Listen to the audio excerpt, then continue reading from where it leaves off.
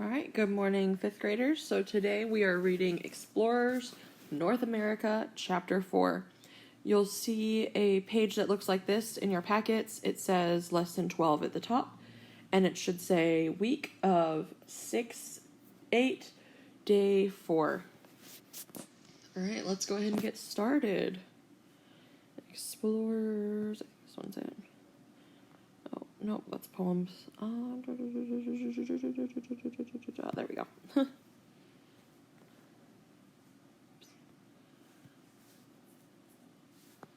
Okay, so Explorers of North America. We're going to be starting on page 23.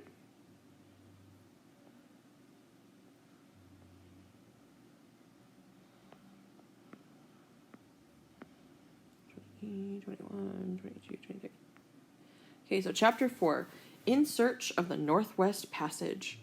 While looking for the Northwest Passage, English explorer Henry Hudson nearly reached the North Pole.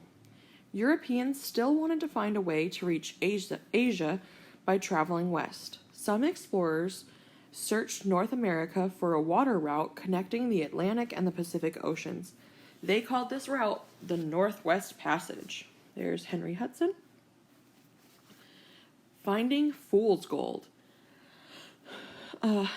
Jacques Cartier sailed west from France in 1534. He arrived at the mouth of the St. Lawrence River in what is now Canada. There, Cartier met the Iroquois. They told him tales of a wealthy kingdom. Cartier's men searched for it. They found what they thought were gold and diamonds. They were wrong. Their gold was a shiny mineral called fool's gold. Their diamonds were made from a sparkly mineral called quartz. This painting shows Jacques Cartier and his men at the mouth of the St. Lawrence River. They came across many native people on their journey. Jacques Cartier's route. So you can pause if you want to and see and zoom in on his route. At 1,900 miles, also known as 3,058 kilometers long, the St. Lawrence is one of the world's 25 longest rivers. It does not reach the Pacific Ocean as Cartier had hoped. Cartier found the St. Lawrence River. He was hoping the river would bring him to the Pacific Ocean. It did not, but Cartier saw many animals along the river. Later, French fur traders would come to trap some of these animals. Rebellion on the Discovery. An Englishman named Henry Hudson tried to find the Northwest Passage in 1609. Hudson sailed far, far to the north. He was so far north that he nearly reached the North Pole. He was stopped by the ice and cold. Hudson then tried to find a route to Asia through the middle of North America. He found what is now called the New York Harbor. In 1609, Henry Hudson searched for a water route across North America. Here, Native Americans near the mouth of the Hudson River go forward in canoes to welcome him. Hudson's son, John, was only a teenager when he was cast adrift at sea. Father and son were lost forever. Hudson thought he had finally found his passage. He sailed up the river that now bears his name, the Hudson River. He sailed as far as Albany, New York. He was forced to turn back because the river became too narrow for his ship. 1 year later, Hudson tried again. His ship, the Discovery, reached Hudson Bay in Canada. The ship became trapped by ice. He and his sailors camped for months in the cold. In the spring, his crew wanted to go home. Hudson refused, so the crew rebelled. They put Hudson, his son, and 7 others in a boat. They gave them no food or water. Then they set them adrift. Hudson was never seen again. Cook tries another route. James Cook served in the British Navy. From 1768 to 1771, he explored the South Pacific. He and his men were the first Europeans to find Australia. But the British were still eager to find a new route to Asia. The government offered a huge cash prize to any explorer who could find the Northwest Passage. In 1776, Cook gave it a try. James Cook's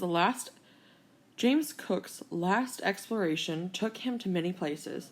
Starting from England, he and his crew sailed to New Zealand, Tahiti, Hawaii, and Alaska. The Panama Canal allows ships to travel between the Pacific Ocean and the Caribbean Sea. It took 10 years to build the canal, which is 48 miles, also known as 77 kilometers long. He sailed south from England around Africa, then headed east towards North America. Cook sailed up the west coast, searching for the passage. He didn't find it.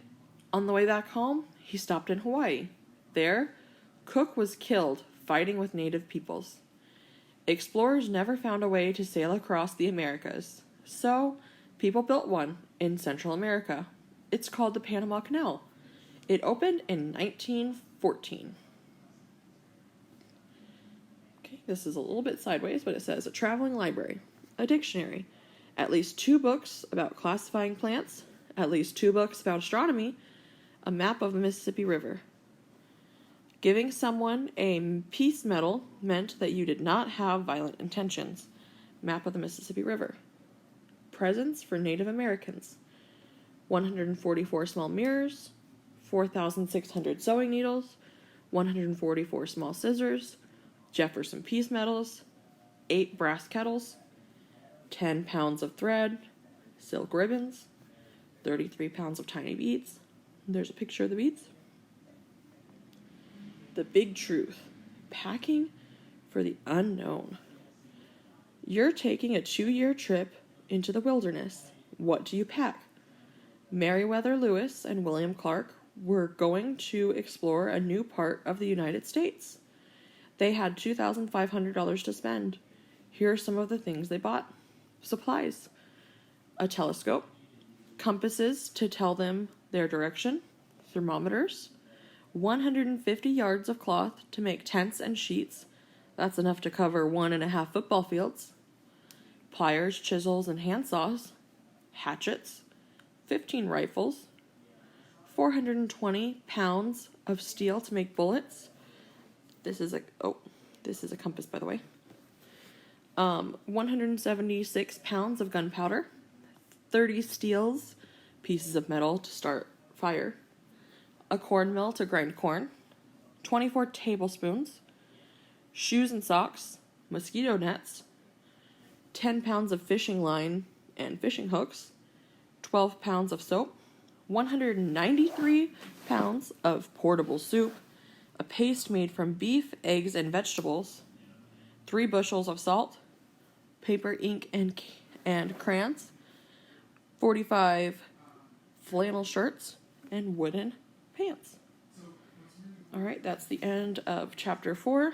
Once again, let me show you what your question set looks like. Okay, this is the lesson 12 question set. You've got a writing prompt here. Now you can write just about like a paragraph or a few if you want to. It's an opinion paragraph, so if you really wanted to, you could switch out one of your writing topics on your writing bingo for this, and you could write a whole essay on it. I think it might be something that's interesting. Directions. So here we're doing conventions. So you're answering the questions by saying yes or no and providing details. So commas, answer the questions by writing yes or no and then providing details. Okay. So you're answering the questions and you're going back into the text, zooming in on where you find these answers and making note of the evidence. Okay, so make sure you go back and read the passage again. You can either rewind it or you can look on your Canvas page. All of the teachers have uploaded these onto the Canvas page, so make sure you check there if you want to read it physically and not just hear it. All right, thank you so much, guys. Look forward to seeing you next time.